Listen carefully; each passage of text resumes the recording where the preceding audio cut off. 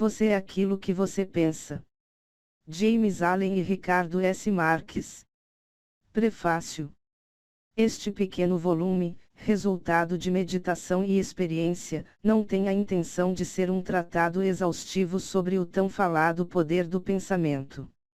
Ele é particularmente sugestivo que explanatório, sendo seu objetivo estimular homens e mulheres à descoberta e percepção da verdade que eles próprios são os construtores de si mesmos, em virtude dos pensamentos que eles escolhem e encorajam, que a mente é o tecelão mestre, tanto da vestimenta interna do caráter como da vestimenta externa da circunstância, e que, como eles podem até aqui ter tecido em ignorância e dor, eles podem agora tecer em esclarecimento e felicidade. James Allen. Capítulo 1. Pensamento e caráter. O aforisma, como um homem pensa em seu coração assim ele é, não somente abrange todo o ser de um homem, mas é tão compreensivo ao ponto de atingir cada condição e circunstância de sua vida.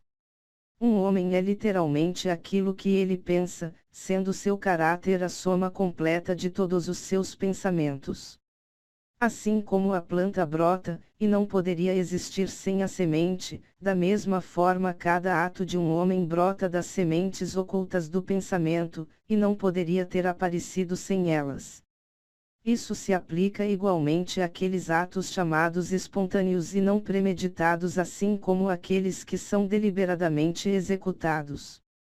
O ato é o florescer do pensamento, e alegria e sofrimento são seus frutos, deste modo um homem colhe o fruto doce ou amargo de sua própria seara. Pensamento na mente que nos molda. O que nós somos. Através do pensamento forjamos e construímos. Se a mente de um homem tem pensamentos maus, dor virá sobre ele assim como vem a carroça atrás dos bois. Se persevera em pureza de pensamento, a alegria o segue como sua própria sombra, com certeza. O homem é um resultado da lei, e não uma criação por artifício, e causa e efeito são tão absolutos e indesviáveis no reino oculto do pensamento quanto no mundo das coisas visíveis e materiais. Um caráter nobre e celestial não é uma coisa de favor ou sorte, mas é o resultado natural do esforço contínuo em pensar retamente, o efeito de uma profunda associação com pensamentos celestiais. Um caráter ignóbil e bestial, pelo mesmo processo, é o resultado de um contínuo acolhimento de pensamentos vis. O homem é feito ou desfeito por si mesmo, no arsenal do pensamento ele forja as armas com as quais destrói a si próprio. Ele também cria as ferramentas com as quais constrói para si mansões celestes de alegria, força e paz. Através da escolha certa e aplicação correta do pensamento, o homem ascende à divina perfeição; através do abuso e aplicação incorreta do pensamento, ele desce abaixo do nível da besta. Entre esses dois extremos estão todos os tipos de caráter, e o homem é seu criador e mestre. De todas as belas verdades pertencentes à alma que foram restauradas e trazidas à luz nesta época, nenhuma é mais alegre ou proveitosa em divina promessa e confiança do que essa, que o homem é o mestre do pensamento, o modelador do caráter, construtor e forjador da condição, ambiente e destino. Como um ser de poder, inteligência e amor, e o senhor de seus próprios pensamentos, o homem possui a chave para cada situação, e carrega dentro de si o poder transformativo e regenerativo pelo qual ele faz de si próprio o que ele deseja. O homem é sempre o mestre, mesmo em seu estado mais fraco e abandonado, mas em sua fraqueza e degradação ele é o mestre tolo que desgoverna sua própria casa. Quando ele começa a refletir sobre sua condição, e a procurar diligentemente pela lei sobre a qual seu ser está estabelecido, ele então torna-se o mestre sábio, dirigindo suas energias com inteligência, e dirigindo seus pensamentos para fins frutíferos. Tal é o mestre consciente, e o homem pode somente assim se tornar descobrindo dentro de si mesmo as leis do pensamento, Tal descoberta é totalmente resultado de aplicação, autoanálise e experiência. Somente através de muita procura e mineração são ouro e diamantes encontrados, e o homem pode encontrar cada verdade conectada com o seu ser se ele cavar fundo dentro da mina de sua alma. E que ele é o criador de seu caráter, o moldador da sua vida, e construtor do seu destino, ele pode provar sem erro, se ele cuidar, controlar, e alterar seus pensamentos, traçando seus efeitos sobre si mesmo, sobre outros, e sobre sua vida e circunstâncias, se ele ligar causa e efeito por meio de prática paciente e investigação, utilizando cada experiência sua, mesmo a mais trivial, como meio de obter conhecimento sobre si mesmo. Nessa direção, como em nenhuma outra, está a lei absoluta que aquele que busca achará e aquele que bate abrir-se-lhe-á, pois somente pela paciência, prática e incessante insistência pode um homem entrar através da porta do templo do conhecimento. Capítulo 2. Efeito do pensamento sobre as circunstâncias. A mente de um homem pode ser comparada a um jardim, que pode ser inteligentemente cultivado ou deixado crescer abandonado, mas se cultivado ou negligenciado, ele deve, e irá, produzir. Se sementes úteis não forem colocadas dentro dele, então uma abundância de sementes inúteis de ervas daninhas irão cair ali dentro, e continuarão a produzir sua espécie. Assim como um jardineiro cultiva seu canteiro, mantendo-o livre de ervas daninhas, e plantando as flores e frutos que ele requer, igualmente pode um homem cultivar o jardim de sua mente, arrancando e jogando fora todos os pensamentos errados, inúteis, e impuros, e cultivando com perfeição as flores e frutos de pensamentos retos, úteis, e puros. Através deste processo, mais cedo ou mais tarde, um homem descobre que ele é o jardineiro mestre de sua alma, o dirigente de sua vida.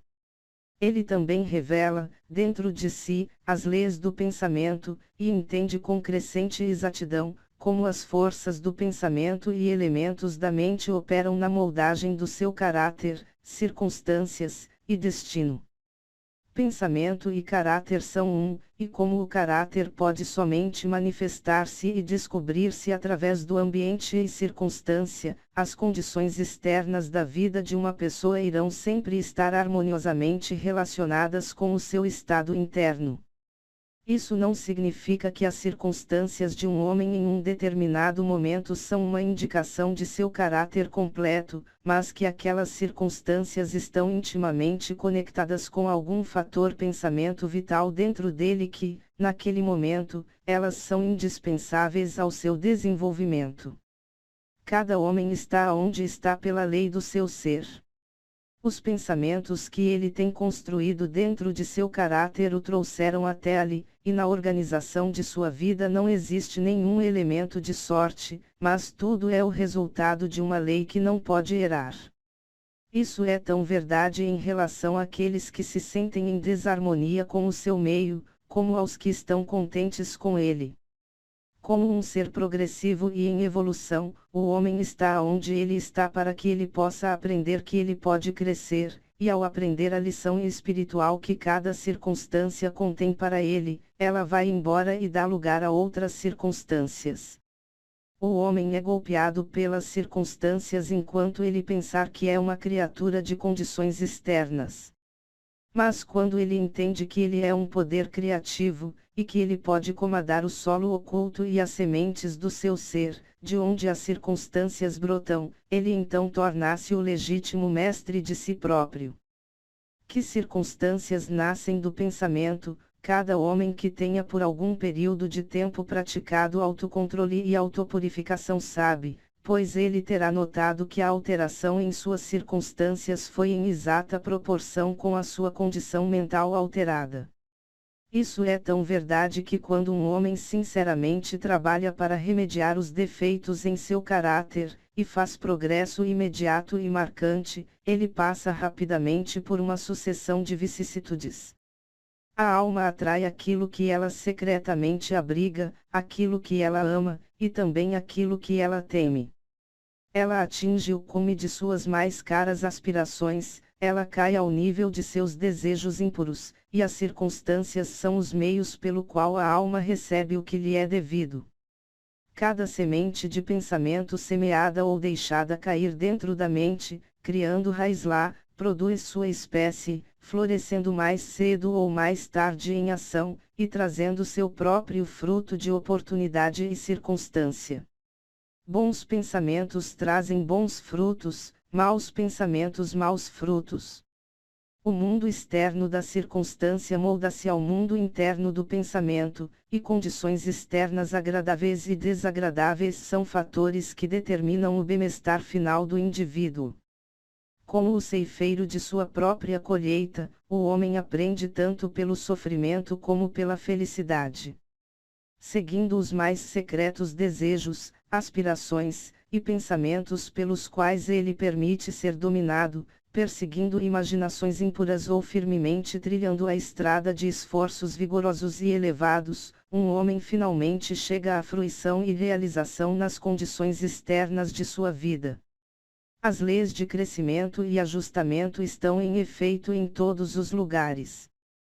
Um homem não vem à destituição ou prisão pela tirania do destino ou circunstância, mas pela trilha de pensamentos vis e desejos baixos. Muito menos um homem de mente pura cai repentinamente na criminalidade pela pressão de qualquer mera força externa. O pensamento criminoso tinha por muito tempo sido secretamente alimentado dentro do coração, e a hora da oportunidade revelou seu poder acumulado. A circunstância não faz o homem, ela o revela a si próprio. Não existem condições como cair no vício e seus respectivos sofrimentos senão por inclinações viciosas, ou ascender à virtude e sua pura felicidade senão pelo cultivo contínuo de aspirações virtuosas. E o homem, portanto, como o senhor e mestre do pensamento, é o construtor de si próprio, o modelador e autor do seu meio.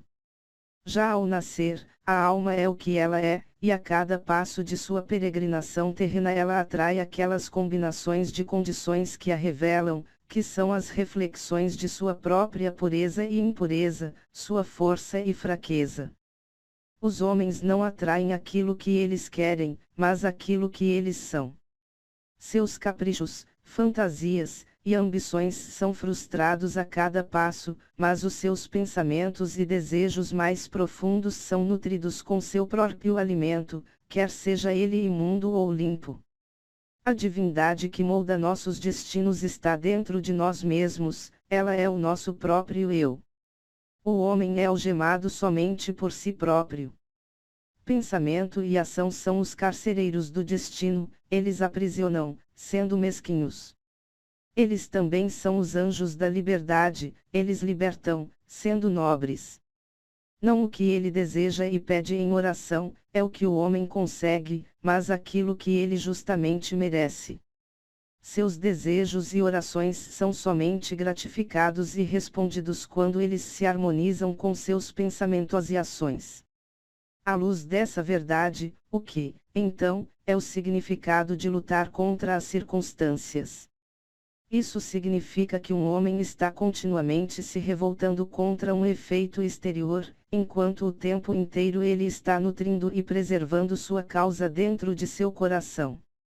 Essa causa pode tomar a forma de um vício consciente ou uma fraqueza inconsciente, mas seja lá o que for, obstinadamente retarda os esforços de seu portador, e assim clama bem alto por um remédio.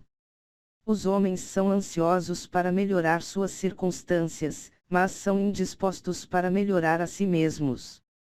Eles, portanto, permanecem amarrados.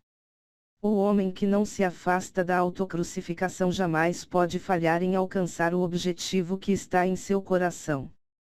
Isso é verdade tanto das coisas terrenas como das coisas celestiais.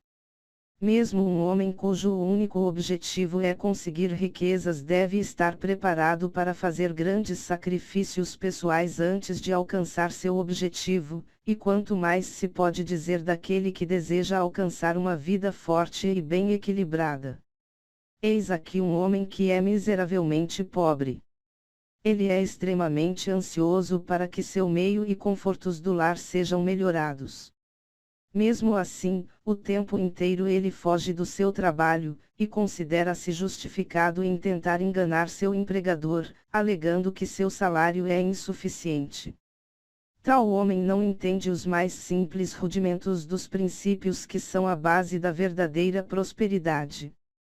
Ele não somente está totalmente incapacitado para sair da sua miséria, mas na realidade, está atraindo para si mesmo uma miséria ainda mais profunda, por enfatizar dentro de si e colocar em prática pensamentos indolentes, enganosos e covardes.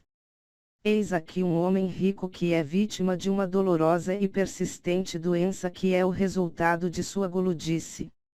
Ele está disposto a gastar grandes quantias de dinheiro para se livrar de sua doença, mas ele não sacrificará seus desejos glutônicos. Ele quer gratificar seu paladar com comidas ricas e não naturais e ainda assim ter uma boa saúde. Tal homem está totalmente incapacitado para ter uma boa saúde, porque ele ainda não aprendeu os primeiros princípios de uma vida saudável. Eis aqui um empregador que adota medidas desonestas para evitar o pagamento de um salário justo, e na esperança de aumentar seu lucro, reduz os salários dos seus funcionários. Tal homem está da mesma forma incapacitado para ter prosperidade. E quando se tornar um fracassado, tanto em relação à reputação como às riquezas, ele põe a culpa nas circunstâncias, não sabendo que ele é o único autor de sua própria condição. Eu apresentei esses 3 casos meramente como uma ilustração da verdade que o homem é a causa, embora quase sempre inconscientemente, de suas circunstâncias. Que, esperando sempre por um bom final, ele está continuamente frustrando sua realização por encorajar pensamentos e desejos que não podem jamais harmonizar-se com aquele fim. Tais casos poderiam ser multiplicados e variados quase interminavelmente, mas isso não é necessário.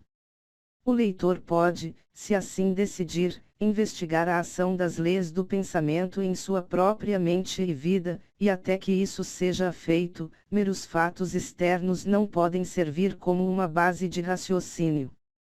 Circunstâncias, entretanto, são muito complicadas, o pensamento está tão profundamente enraizado, e as condições de felicidade variam tão amplamente com indivíduos, que a condição completa da alma de um homem, embora isso seja conhecido por ele próprio, não pode ser julgada por uma outra pessoa unicamente pelo aspecto externo de sua vida. Um homem pode ser honesto em certas direções, e ainda sofrer privações. Um homem pode ser desonesto em certas direções, e ainda adquirir riquezas.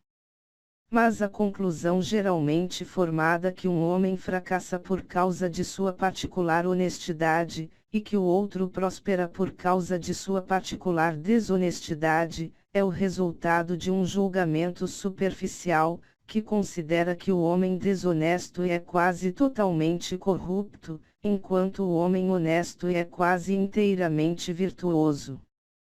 À luz de um conhecimento mais profundo e experiência mais abrangente, tal julgamento é errado. O homem desonesto pode ter algumas virtudes admiráveis que o outro não possui, e o homem honesto vícios repulsivos que são ausentes no outro. O homem honesto colhe os bons resultados de seus pensamentos e atos honestos, ele também traz sobre si os sofrimentos que seus vícios produzem. O homem desonesto, da mesma maneira, ceifa seu próprio sofrimento e felicidade. É agradável à vaidade humana acreditar que alguém sofre por causa da sua própria virtude. Mas só depois que um homem tenha extirpado cada pensamento doente, amargo e impuro de sua mente, e lavado cada mancha pecaminosa da sua alma, é que ele está em uma posição para saber e declarar que seus sofrimentos são resultado de suas boas ações, e não de suas más qualidades. E no caminho a esta perfeição suprema, ele terá encontrado em sua mente e vida, a grande lei que é absolutamente justa, e que não pode pagar o bem com o mal, mal com o bem. Portador de tal conhecimento, ele então saberá, olhando para o seu passado de ignorância e cegueira, que sua vida é, e sempre foi, justamente ordenada, e que todas as suas experiências passadas, boas e más, foram o produto equitativo de seu ser não evoluído em evolução.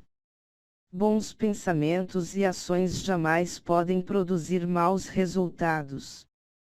Maus pensamentos e ações jamais podem produzir bons resultados.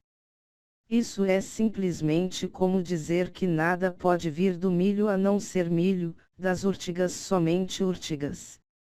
Os homens entendem essa lei no mundo natural, e trabalham com ela. Mas poucos a entendem no mundo mental e moral, embora sua operação lá seja igualmente simples e inevitável, e eles, portanto, não cooperam com ela. Sofrimento é sempre o efeito do pensamento errado em alguma direção. É uma indicação de que o indivíduo está em desarmonia consigo mesmo, com a lei do seu ser. O único e supremo propósito do sofrimento é para purificar, para queimar tudo o que é inútil e impuro. Sofrimento cessa para aquele que é puro. Não existe nenhum objetivo em queimar o ouro depois que as impurezas já foram removidas, e um ser perfeitamente puro e esclarecido não poderia sofrer. As circunstâncias que um homem encontra com o sofrimento são o resultado de sua própria desarmonia mental. As circunstâncias que um homem encontra com a bem-aventurança, não possessões materiais, são o resultado de pensar retamente. Infelicidade, não a falta de possessões materiais, é o resultado do pensamento errado. Um homem pode ser amaldiçoado e rico, ele pode ser abençoado e pobre. Bênçãos e riquezas são somente unidas quando as riquezas são corretas e sabiamente usadas.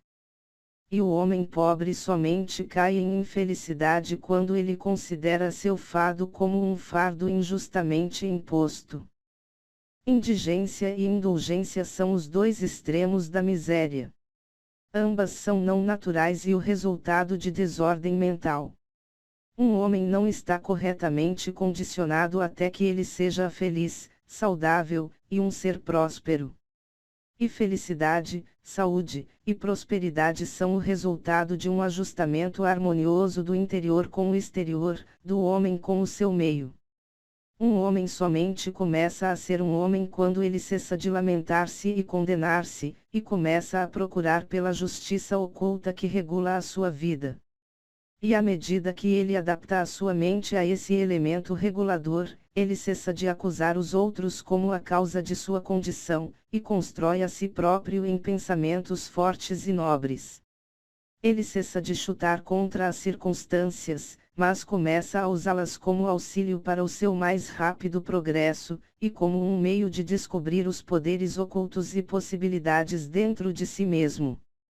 Lei, não confusão, é o princípio dominante no universo. Justiça, não injustiça, é a alma e a substância da vida. E retidão, não corrupção, é a força que molda e faz mover no governo espiritual do mundo. Sendo dessa maneira, o homem tem simplesmente que endireitar-se para compreender que o universo é correto, e durante esse processo de endireitar-se, ele entenderá que ao alterar seus pensamentos em relação às coisas e outras pessoas, as coisas e outras pessoas alterarão da mesma forma em relação a ele. A prova dessa verdade está em cada pessoa, e portanto ela permite fácil investigação através de introspecção sistemática e autoanálise. Deixe um homem radicalmente alterar seus pensamentos, e ele ficará assombrado com a rápida transformação que se efetuará nas condições materiais de sua vida. Os homens imaginam que o pensamento pode ser mantido em segredo, mas não pode. Ele rapidamente cristaliza-se em hábito, e hábito solidifica-se em circunstância. Pensamentos bestiais cristalizam-se em hábitos de embriaguez e sensualidade, que solidificam-se em circunstâncias de destituição e doença. Pensamentos impuros de qualquer natureza cristalizam-se em hábitos nervosos e confusos, que solidificam-se em circunstâncias distrativas e adversas. Pensamentos de medo, dúvida e indecisão cristalizam-se em hábitos fracos, covardes e irresolutos, que solidificam-se em circunstâncias de fracasso, indigência e dependência. Pensamentos preguiçosos cristalizam-se em hábitos de falta de higiene e desonestidade, que solidificam-se em circunstâncias de sujeira e mendicância. Pensamentos odiosos e condenatórios cristalizam-se em hábitos de acusação e violência, que solidificam-se em circunstâncias de ofensa e perseguição. Pensamentos egoístas de qualquer forma cristalizam-se em hábitos de egocentrismo, que solidificam-se em circunstâncias mais ou menos desesperadoras. Por outro lado, pensamentos belos de todos os tipos cristalizam-se em hábitos de gentileza e bondade, que solidificam-se em circunstâncias felizes e radiantes. Pensamentos puros cristalizam-se em hábitos de temperança e autocontrole, que solidifica-se em circunstâncias de repouso e paz. Pensamentos de coragem, autoconfiança e decisão cristalizam-se em hábitos viris, que solidificam-se em circunstâncias de sucesso, plenitude e liberdade. Pensamentos energéticos cristalizam-se em hábitos de limpeza e industriosidade, que solidificam-se em circunstâncias de prazer. Pensamentos amáveis de perdão cristalizam-se em hábitos de gentileza, que solidificam-se em circunstâncias protetoras e preservativas. Pensamentos de amor e altruísmo cristalizam-se em hábitos de esquecer-se de si próprio pelos outros, que solidificam-se em circunstâncias de prosperidade certa e duradoura, e riquezas verdadeiras. A persistência em uma determinada linha de pensamento, seja ela boa ou má, não pode falhar em produzir seus resultados no caráter e circunstâncias. Um homem não pode diretamente escolher suas circunstâncias, mas pode escolher seus pensamentos, e assim indiretamente, ainda que seguramente, moldar suas circunstâncias. A natureza ajuda cada homem para a gratificação dos pensamentos que ele mais encoraja, e oportunidades são apresentadas que irão rapidamente trazer à tona tanto bons como maus pensamentos. Deixe um homem cessar de seus pensamentos pecaminosos, e todo o mundo se suavizará em relação a ele, e estarão prontos para ajudá-lo. Deixe-o por de lado seus pensamentos fracos e doentios, e oportunidades irão jorrar para apoiar suas fortes resoluções. Deixe-o encorajar bons pensamentos, e nenhum mau destino o amarrará à miséria e vergonha. O mundo é seu caleidoscópio, e as combinações variadas de cores que a cada momento sucessivo se apresentam a você, são as imagens estranhamente ajustadas de seus pensamentos em constante movimento. Você será o que deseja ser, deixe o fracasso encontrar seu falso conteúdo naquele mundo pobre, ambiente. Mas o espírito o despreza, e é livre. Ele domina o tempo, ele conquista o espaço, ele intimida aquele arrogante trapaceiro, acaso, e ordena a tirana circunstância. Entregue a coroa, e assuma o lugar do servo. A humana vontade, aquela força invisível, a prole de uma alma imortal, pode abrir caminhos para qualquer meta, embora paredes de granito interfiram. Não seja impaciente com a demora, mas espere como alguém que entende. Quando o espírito acorda e comanda, os deuses estão prontos para obedecer.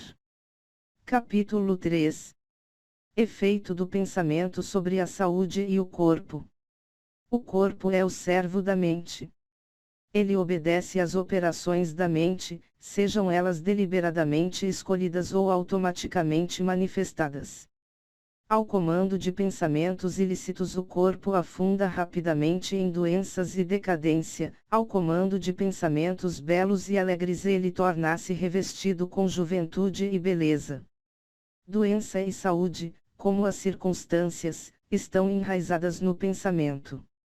Pensamentos doentios irão expressar-se através de um corpo doente.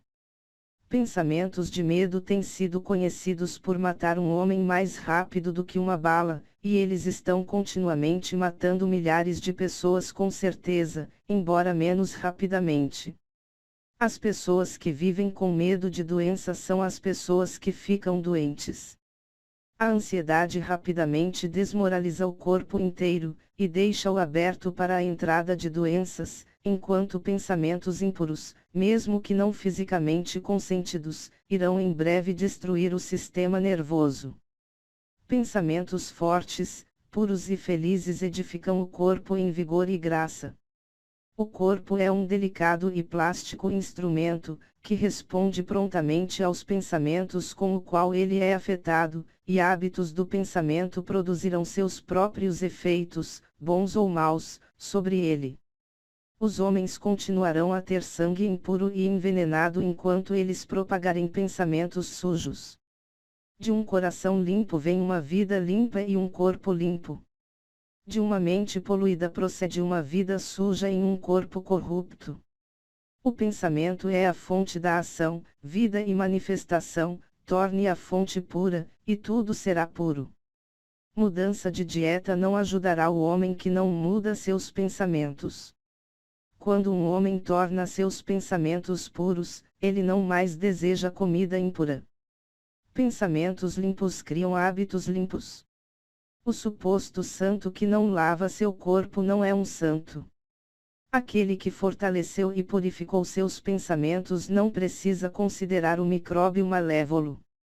Se você deseja aperfeiçoar seu corpo, guarde a sua mente.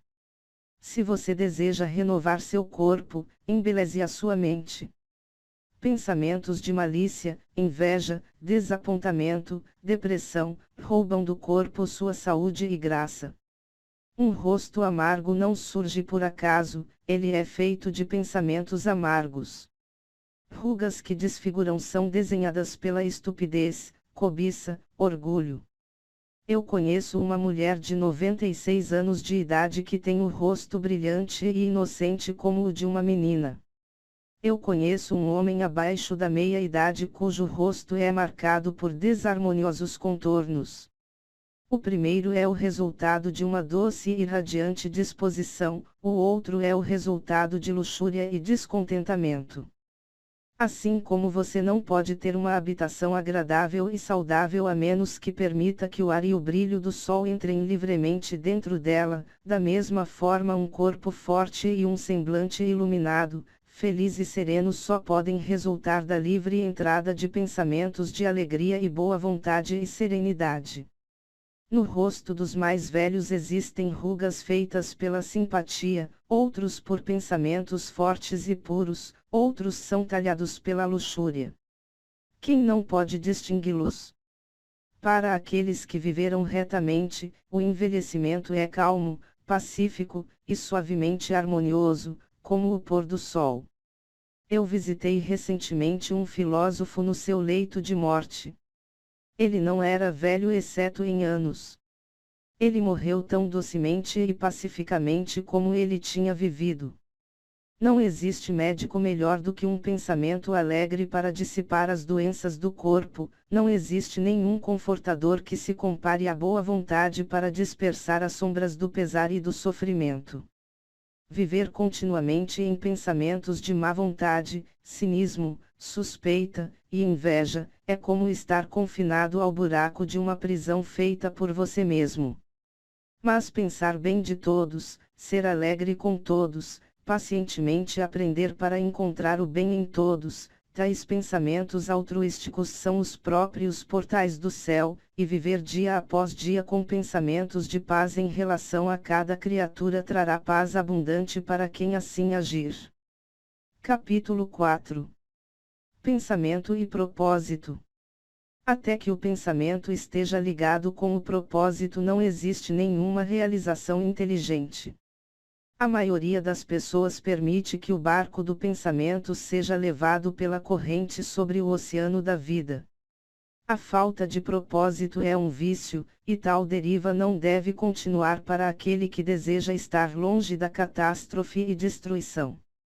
Aqueles que não têm nenhum propósito central em suas vidas tornam-se presas fáceis de preocupações, temores, aborrecimentos e autopiedade. Todos eles são indicações de fraqueza, que levam, tão seguramente como pecados deliberadamente planejados, embora por uma rota diferente, ao fracasso, tristeza e perda, porque a fraqueza não pode persistir em um universo de poder constante.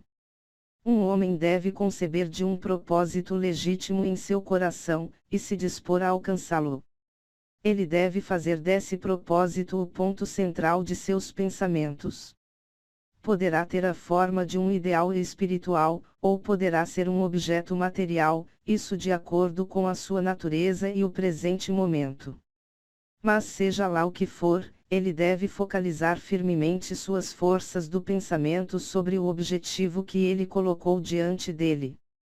Ele deve fazer desse propósito seu dever supremo, e deve devotar-se à sua realização, não permitindo que seus pensamentos vaguem em meio a fantasias efêmeras, anseios e imaginações. Essa é a estrada imperial que leva ao autocontrole e verdadeira concentração de pensamento. Mesmo se ele falhar repetidas vezes em atingir seu propósito, o que ele necessariamente irá até que a fraqueza seja sobrepujada, a força de caráter adquirida será a medida de seu verdadeiro sucesso, e isso formará um novo ponto de partida para futuro poder e triunfo. Aqueles que não estão preparados para a apreensão de um grande propósito, devem fixar seus pensamentos sobre a execução perfeita do seu dever, não importando quão insignificante sua tarefa possa parecer. Somente dessa maneira os pensamentos podem ser reunidos e focalizados, e resolução e energia desenvolvidos, o que sendo feito, não existe nada que não possa ser realizado. A alma mais fraca, conhecendo sua própria fraqueza, e acreditando nessa verdade, que força pode somente ser desenvolvida através de esforço e prática, irá de uma vez começar a exercitar-se, e adicionando esforço a esforço, paciência a paciência, e força a força, jamais cessará de se desenvolver, e irá finalmente crescer divinamente forte. Assim como o homem fraco fisicamente pode tornar-se forte através de treinamento diligente e paciente, da mesma forma o homem de pensamentos fracos pode torná-los fortes através de exercitar-se em pensar retamente. Eliminar a falta de propósito e fraqueza, e começar a pensar com propósito, significa entrar para o ranking daqueles fortes que somente reconhecem o fracasso como um dos caminhos para a realização, que tornam todas as condições como seus servos, e que pensam vigorosamente, empreendem destemidamente, e alcançam com mestria. Tendo concebido do seu propósito, um homem deve mentalmente traçar um caminho reto para a sua realização, não olhando para a direita nem para a esquerda.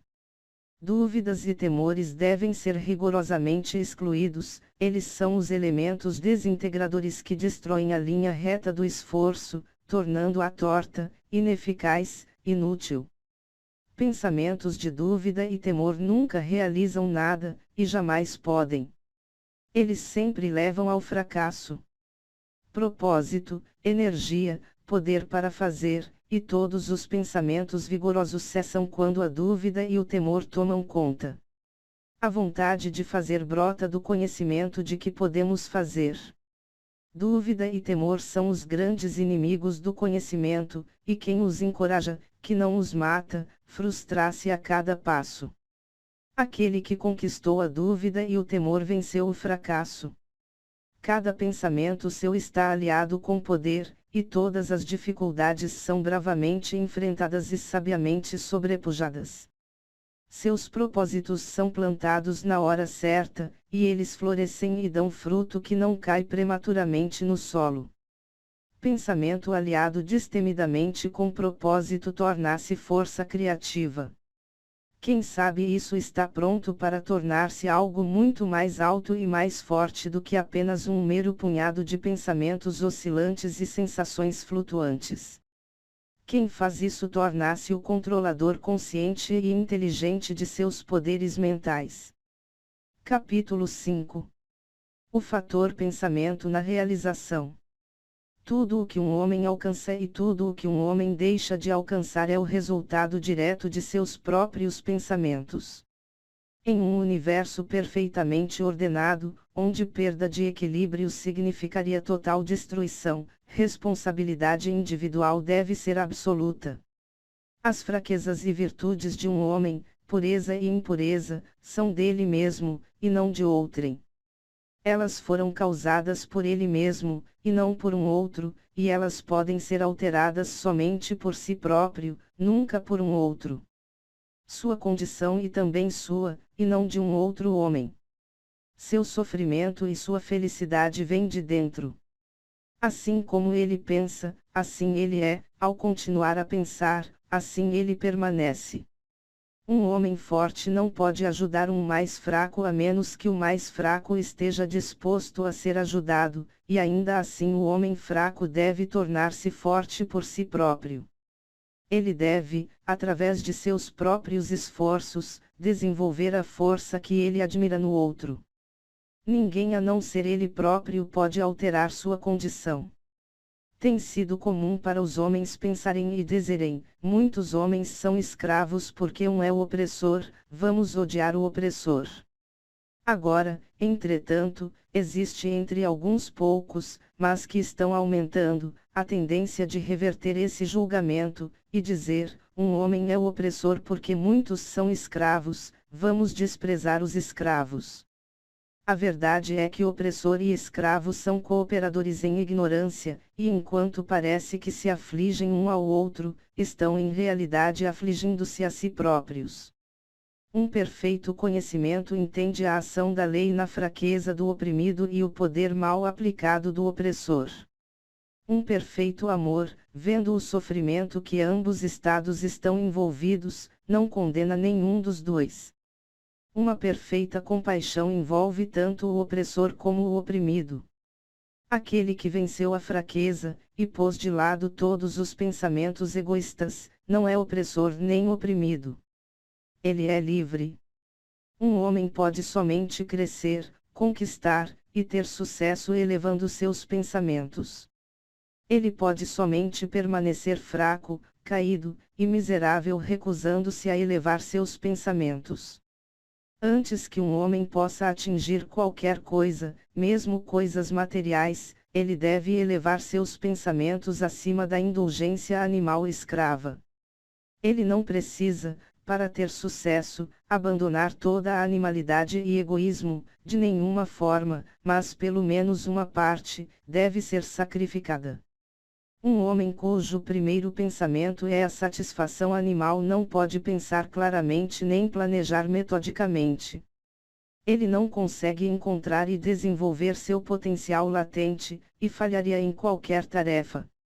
Não tendo começado determinadamente a controlar seus pensamentos, ele não está em uma posição para controlar negócios e adotar responsabilidades sérias. Ele não está apto para agir independentemente e viver sem ajuda.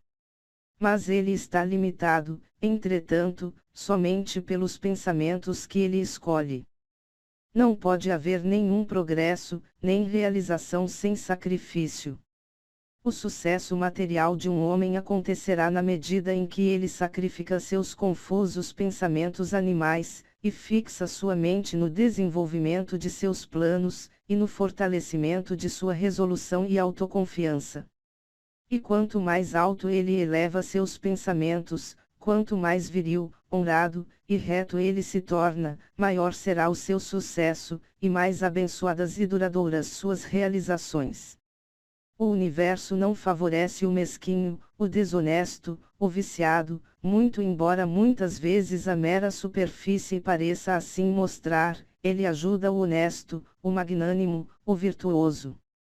Todos os grandes mestres de todas as épocas assim o declararam em suas variadas formas, e para comprovar e saber isso um homem tem apenas que persistir em tornar-se mais e mais virtuoso elevando seus pensamentos. Realizações intelectuais são o resultado do pensamento consagrado à busca do conhecimento, ou do belo e verdadeiro na vida e na natureza. Tais realizações podem estar algumas vezes conectadas com a vaidade e a ambição, mas elas não são o resultado daquelas características. Elas são a consequência natural de longo e árduo esforço, e de pensamentos puros e altruístas. Realizações espirituais são a consumação de sagradas aspirações. Aquele que vive constantemente na concepção de pensamentos elevados e nobres, que habita sobre tudo o que é puro e altruísta, irá, tão certamente como o sol atinge seu zênite e a lua sua aparência completa, tornar-se sábio e nobre em caráter, e alcançará uma posição de influência e bonança. Realização, de qualquer tipo, é a coroa do esforço, o diadema do pensamento.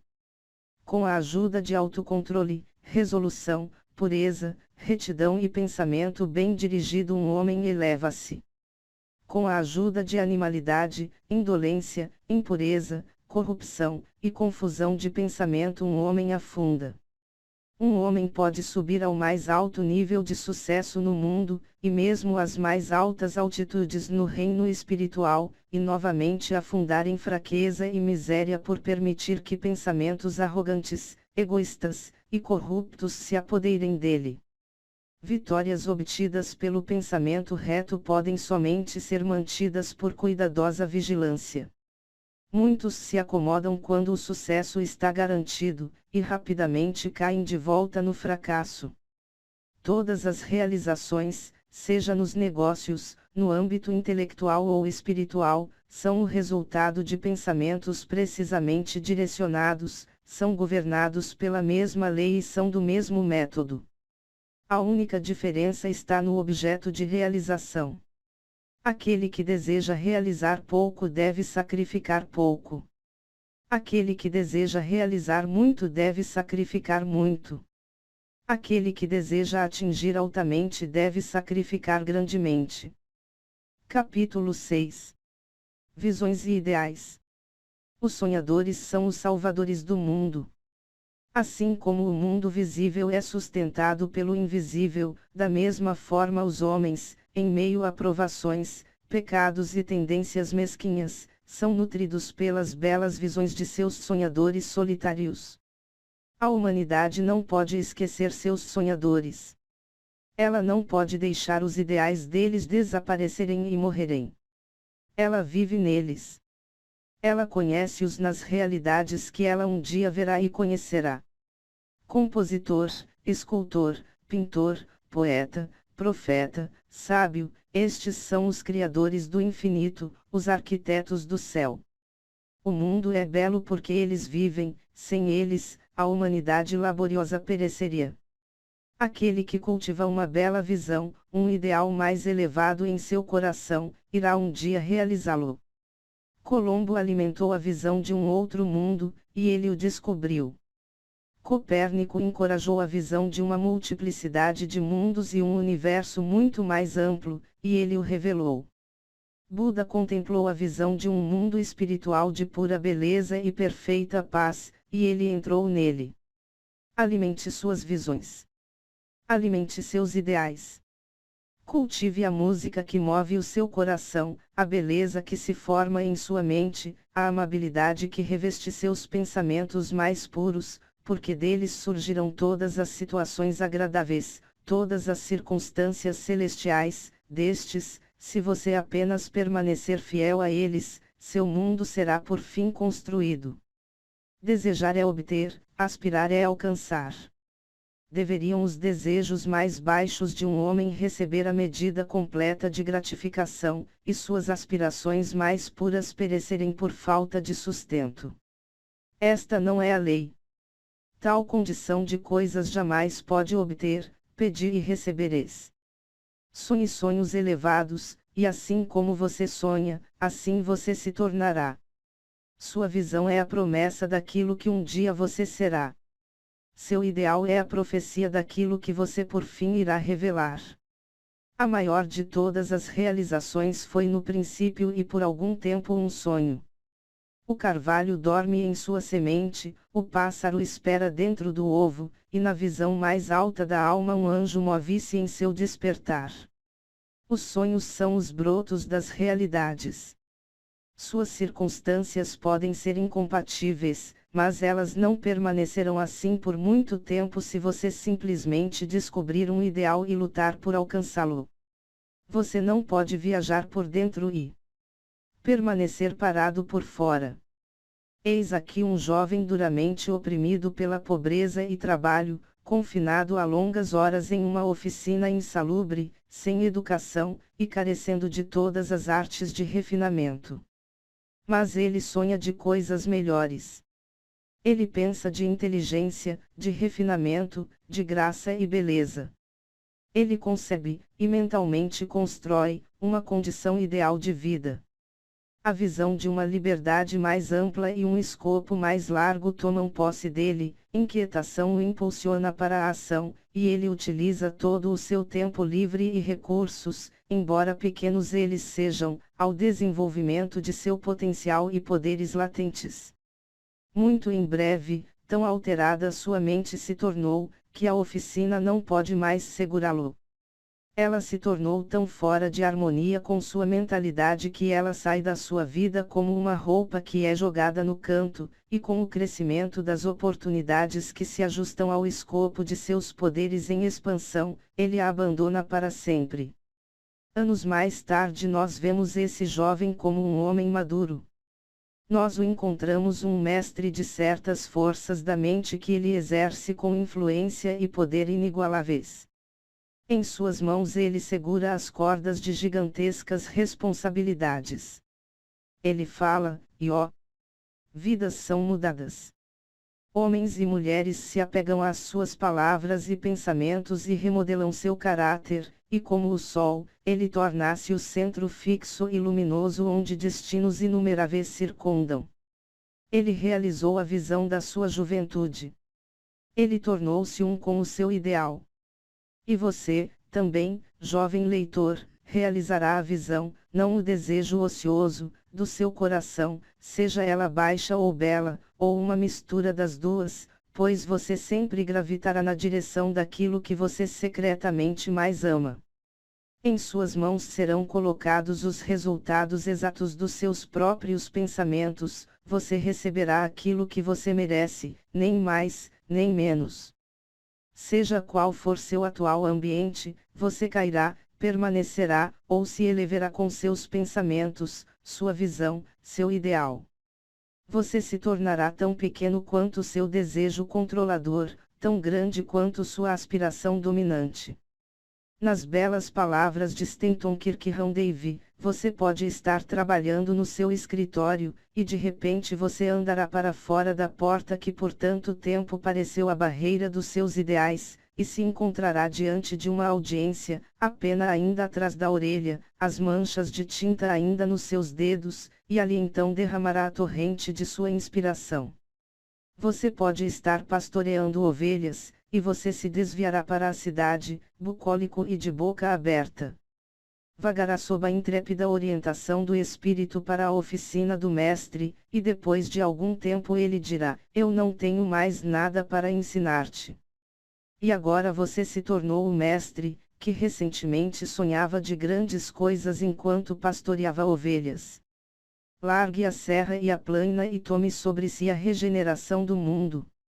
O irrefletido, o ignorante, e o indolente, vendo somente os efeitos aparentes das coisas e não as coisas em si, falam de sorte, de destino, e acaso. Vendo um homem tornar-se rico, eles dizem: quanta sorte ele tem. Observando um outro tornar-se intelectualizado, eles exclamam: quão favorecido ele é. E notando a santidade de caráter e ampla influência de um outro, eles comentam: como a sorte o ajuda a cada passo. Eles não veem as provações, fracassos e lutas que esses homens voluntariamente encontraram para ganhar sua experiência. Eles desconhecem os sacrifícios que eles fizeram, os esforços destemidos que eles desenvolveram, a fé que eles exerceram, para que pudessem sobrepujar o então aparente insuperável, e realizar a visão de seu coração. Eles não sabem da escuridão e angústia, eles somente veem a luz e alegria, e chamam isso de sorte, não vendo a longa e árdua jornada, mas somente contemplam a agradável distinção, e chamam isso de boa fortuna, não entendem o processo, mas percebem somente o resultado, e chamam isso de acaso. Em todos os assuntos humanos existem esforços, e existem resultados, e a força do esforço é a medida do resultado. Não o acaso. Dons poderes, possessões materiais, intelectuais e espirituais são frutos do esforço. São pensamentos terminados, objetivos alcançados, visões realizadas. A visão que você glorifica em sua mente, o ideal que você entroniza em seu coração, através deles você construirá sua vida, isso você se tornará. Capítulo 7. Serenidade. A tranquilidade de mente é uma das mais belas joias da sabedoria. É o resultado de longo e paciente esforço em autocontrole. Sua presença é uma indicação de experiência madura, e de um conhecimento bem pouco comum das leis e operações do pensamento. Um homem torna-se calmo à medida que ele entende a si próprio como um ser que se eleva através do pensamento, pois tal conhecimento necessita o entendimento dos outros como resultado do pensamento. Ao desenvolver um entendimento correto, e ver mais e mais claramente as relações internas das coisas pela ação da causa e efeito, ele cessa de se afobar e de se irritar, de se preocupar e de se lamentar, e permanece equilibrado, constante, sereno. O homem calmo, tendo aprendido a governar a si próprio, sabe como adaptar-se aos outros, e eles, em retorno, reverenciam sua força espiritual, e sentem que podem aprender com ele e confiar nele. Quanto mais tranquilo um homem se torna, maior é o seu sucesso, sua influência, seu poder para o bem.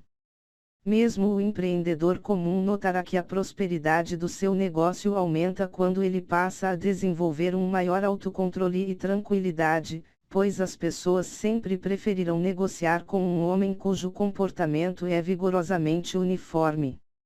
O homem forte e calmo é sempre amado e reverenciado. Ele é como uma árvore que dá sombra em uma terra árida, ou como uma rocha acolhedora em meio a uma tempestade.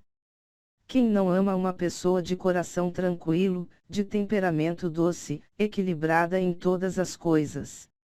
Não importa se chove ou se faz sol, ou que qualquer mudança ocorra para os possuidores dessas bênçãos, pois eles são sempre doces, serenos e calmos.